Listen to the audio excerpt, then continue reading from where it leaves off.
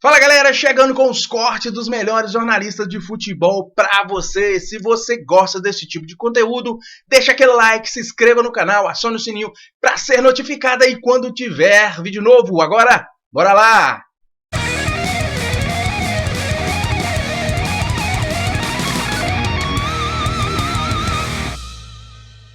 O jornalista Nicola fala sobre duas propostas que Memphis Depay recebeu do exterior. Hora de falar sobre Memphis Depay. O atacante holandês que vive os últimos meses do seu contrato com o Timão é alvo de duas ofertas do exterior. Al-Ahly e Shabab Al-Ahly, duas equipes dos Emirados Árabes Unidos, já entraram em contato com o staff do jogador. Essa informação foi divulgada primeiro pelo jornalista chamado Santi Aouna. Consultei um empresário brasileiro que tem enorme influência no Shabab Al-Ahly. Ele admitiu que há a intenção da contratação do Memphis Depay. O problema é financeiro. Memphis Depay custa, como todos sabem, 6 milhões de reais por mês ao Corinthians. O jogador mais bem pago em atividade nos Emirados Árabes Unidos ganha na casa dos 4 milhões e meio de reais mês. Dessa maneira, dá para dizer que ou os times dos Emirados abrem os cofres e fazem o maior investimento da história do futebol por lá, ou o Memphis Depay vai buscar outras oportunidades. Inclusive, a primeira oferta do Al-Ahly já foi recusada. A chance de o Memphis Depay trocar o Corinthians por qualquer time dos Emirados nessa janela de janeiro é praticamente zero. O Memphis está muito focado em jogar a Copa do Mundo na metade do ano pela seleção holandesa. E ele entende que no Corinthians, onde já está adaptado, super entrosado com o restante do elenco e com moral com a torcida, não há por que mudar-se. Já para a metade do ano, quando não deve ter uma proposta de renovação do contrato do Corinthians, aí sim o mercado se abre e ele vai estudar alternativas. O Corinthians pode oferecer uma renovação para o Memphis? Até acho que vai, mas em condições muito menores, com o salário pelo menos pela metade do preço. Se o Memphis quiser ficar ganhando cerca de 3 milhões de reais mensais, aí pode sair negócio. O difícil é imaginar que o Memphis top reduzir seus vencimentos em 50%. Rica Perrone fala da vitória do Internacional sobre o Grêmio por 4-2. Tem 2 pontos nesse jogo. Primeiro, acho que foram 2 times que acreditaram na imprensa. O que eu quero dizer com isso? O time do Inter entrou em campo acreditando nas limitações e que ele tinha que dar algo a mais para conseguir ganhar o jogo de um Grêmio muito forte de 2026 que o torcedor do Grêmio criou na cabeça dele. Não, o time do Grêmio não é, já falei isso em outro vídeo aqui, vou repetir hoje, o time do Grêmio não é o que o torcedor do Grêmio, da sua maioria, está pensando, principalmente em rede social. O Grêmio não tem um timaço, tá? O Grêmio tem alguns bons jogadores. É isso, beleza? O time do Internacional tem muita limitação, mas ele também tem alguns bons jogadores. Borré é bom jogador, de lua, mas é bom jogador. Alan Patrick é bom jogador, tem bons zagueiros, né? Bernabé tem bons jogadores do Internacional. Só que o Grêmio, cara, entrou num discurso nesse começo de ano, a imprensa gremista, entrou numa conversa de que, nossa senhora, o Amuso de um lado, o TT do outro, o Carlos Vinícius na frente, com o Cristaldo chegando de trás, caralho, fodeu! Quem são esses caras? Do que vocês estão falando? Bom jogador. O Amuso pode vir a ser um bom jogador. Não é ainda, pode vir a ser. TT, ok, bom jogador. Nada além disso. Não é um jogador que foi vendido lá na Europa, transacionado na Europa. Nada disso, nada disso. É só uma cria. É só um jogador que vocês têm um carinho por ter saído do Grêmio. Só isso. Carlos Vinícius, bom jogador. Tem feito gol e tal, não sei o quê. Não é nada disso. Se fosse o que é com a idade que tem, não estava aqui. É óbvio, gente. Bom jogador. Cristaldo, puta que pariu, é de ok para baixo. Tá 9 anos, 9 anos no Grêmio. 9 anos que não resolve nada. E vocês ainda acham que o Cristaldo vai ser o cara do meio de campo do Grêmio que vai resolver o Grêmio? Vocês ainda tá na cabeça, no imaginário do gremista que não. Quando o Cristaldo, o Monsalve, o Aravena, puta que eu pariu que eu contratei desses desconhecidos, começarem a jogar o que eles sabem, o Grêmio vai ganhar. Para, não joga tudo isso. O Cristaldo é um jogador nota 6. O Monsalve é um jogador que pode crescer porque é muito novo, mas é um jogador hoje nota 6, o Amuzu é nota 6, o TT no auge dele é nota 6,5, 7. Para! Não é esse time todo. O Arthur é bom jogador? Fracassou na Europa. Não vingou na Europa nos clubes que ele jogou. É um jogador que andou pela Europa a vida inteira, em grandes clubes, Ou seja, entende-se que ele tem qualidade, porque ele sempre trocou grandes clubes, mas jamais o Arthur jogou o futebol que o gremista coloca ele. Ele é bom jogador, talvez muito bom jogador.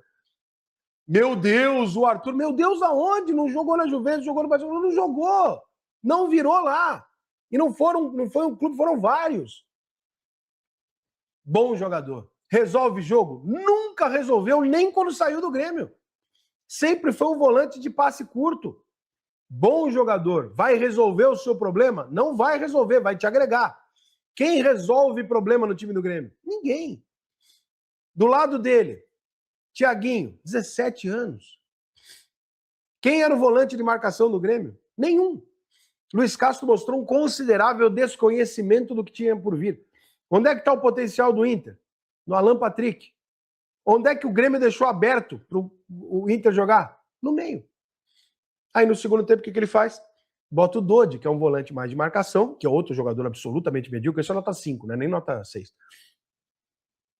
E aí ele dá uma fechadinha ali e tal.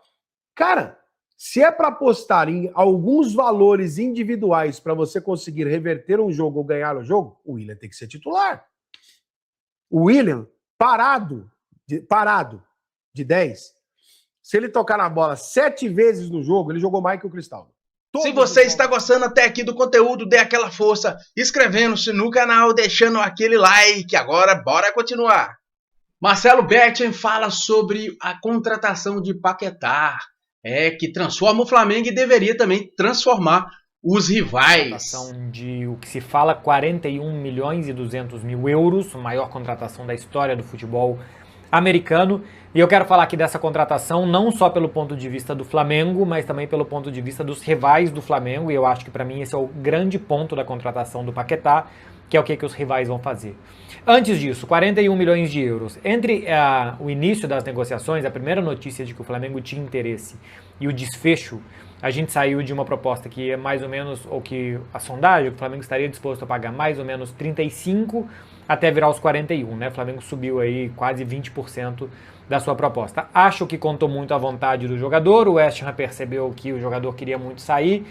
Se viu, acho que uma situação relativamente nova para o West Ham, de um jogador importante, um dos melhores do time, querer sair no meio da temporada, uma temporada importante para o time tentar se livrar do rebaixamento, vem de 2 vitórias consecutivas sem o Paquetá, né? Tentando se livrar do rebaixamento. O jogador quer sair, acho que isso conta muito até para deixar ele mais barato, mas existiu aí uma possibilidade durante isso, ou pelo menos foi falado, do Flamengo comprar agora e só pegar no meio do ano. O que eu achava uma boa se reduzisse muito o valor do Lucas Paquetá. Por exemplo, pagar 41 milhões agora ou pagar 30 para pegar ele no meio do ano, mas ter a garantia que vai pegar, tá? Comprar e emprestar o West Ham, eu acho que seria uma boa. Economizar cerca de 11 milhões de euros pelo Lucas Paquetá, contar com o jogador no meio do ano, que o Flamengo vai estar vivo em tudo, né? Vai estar vivo na Libertadores, na Copa do Brasil também é bastante provável, no Campeonato Brasileiro estará entre os primeiros colocados, se não for o primeiro mesmo sem o Lucas Paquetá, porque o time é bom o suficiente para isso, e deixaria esses 11 milhões de reserva que você guardaria para comprar um atacante, por exemplo, né? O que o Flamengo quer comprar. Se essa possibilidade existisse, eu acho que seria o melhor modelo de negócio para o Flamengo, economizar algo agora para gastar em outra posição também de forma potente, eu acho que não para contratar um atacante de 11 milhões, mas para juntar o que o Flamengo já tem, somar esses 11 para comprar um outro jogador para a posição que o Flamengo entender que seja carente, eu acho que seria o melhor modelo de negócio. Traz agora, o que também é uma boa do ponto de vista de quanto antes ele chegar, antes ele consegue rodar Rascaeta, rodar Jorginho, o jogador que for jogar naquela posição, se encaixar no time, para quem sabe o Flamengo dar uma disparada também em Campeonato Brasileiro em relação aos seus adversários. É um valor justo? É um valor correto de se pagar pelo Paquetá? Eu acho que é mais ou menos isso mesmo, acho que era um jogador na casa dos 50 milhões, tem aí as urgências do West Ham de precisar vender e do desejo do jogador sair. É um jogador que 2 anos atrás poderia ter custado 90 ao Manchester City. Acontece que ele entrou naquela investigação, que aliás ele foi moralmente condenado antes de fato ser sequer julgado, né? E depois ele acabou sendo inocentado. Mas acho que o trem do Manchester City passou. E eu acho que não apareceria para o Lucas Paquetá um super clube. O que é um super clube? Manchester City, Liverpool, Arsenal. Ele não quer ficar na Inglaterra. O Liverpool acabou de contratar o Wirtz, pagando mais de 100 milhões para aquela posição. O Arsenal já tem o Odegaard, contratou o Eze, já tem o Mikel Merino que jogam por ali. O Manchester City contratou outros jogadores para a posição também. Então na Inglaterra eu acho que não teria muita coisa para o Lucas Paquetá. Na Alemanha, o Bayern de Munique já tem o Musiala, que está voltando de lesão, tem o Leonard Kahl, e tem o Gnabry que pode jogar naquela posição ali por dentro também, né? No início da temporada era o Gnabry por dentro, o Olise de um lado, o Luiz Dias do outro e o Harry Kane lá na frente. Então, se não é o Bayern de Munique na Alemanha, os outros acho que não compensam muito pro Lucas Paquetá. O Real Madrid não precisa de um meio-campista organizador perto do gol. Já tem o Bellingham para ser um meio-campista que chega, já tem Arda Güler, já tem Mastantuono. Eu acho que o Real Madrid precisa de um meio-campista organizador mais para trás. E o Barcelona já tem Dani Olmo, Firmino, Rafinha que podem jogar naquela posição. Paris Saint-Germain também não é o perfil de contratação, jogador de quase 30 anos. O Luiz Henrique quer mais soldados do que pintores, por assim dizer, no meio campo, né? Jogadores de boa técnica, ótima técnica, Vitinha, João Neves, Fabian Ruiz, mas que são fisicamente muito potentes também. Então acho que não apareceria um superclube pelo Lucas Paquetá. Entre não aparecer um superclube, entre sair do West Ham para um clube médio de Europa, de Inglaterra, e voltar para um clube muito potente em Brasil, América do Sul, e o clube do coração dele, eu acho que é uma boa opção do Paquetá.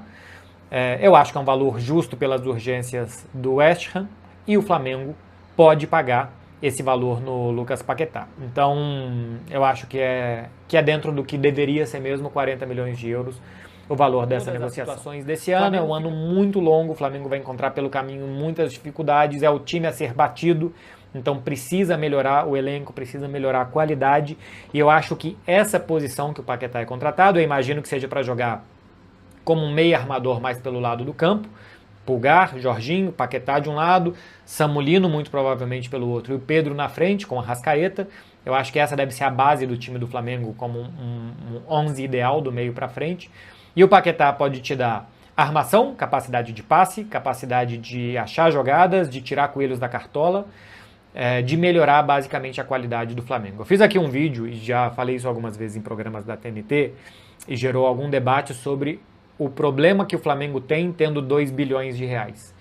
Que é um problema ótimo, e acho que teve muito flamenguista que não entendeu isso. É um ótimo problema para o Flamengo porque ele tem muito dinheiro para contratar. E o que torna esse problema melhor ainda é que o Flamengo já tem bom time. Então não adianta o Flamengo ir atrás de contratações de 10, 15 milhões de euros, porque os jogadores de 10, 15 milhões de euros o Flamengo já tem. E por isso ele ganhou o Campeonato Brasileiro, e por isso ele ganhou a Libertadores, e por isso ele deu o jogo com o Paris Saint-Germain, porque ele já tem muitos bons jogadores. Para o Flamengo melhorar, o salto do Flamengo são jogadores na casa dos 40 milhões de euros. Obrigado por você ter ficado até aqui. Link desses vídeos está na descrição do vídeo. Um grande abraço para você. Até a próxima. Tchau.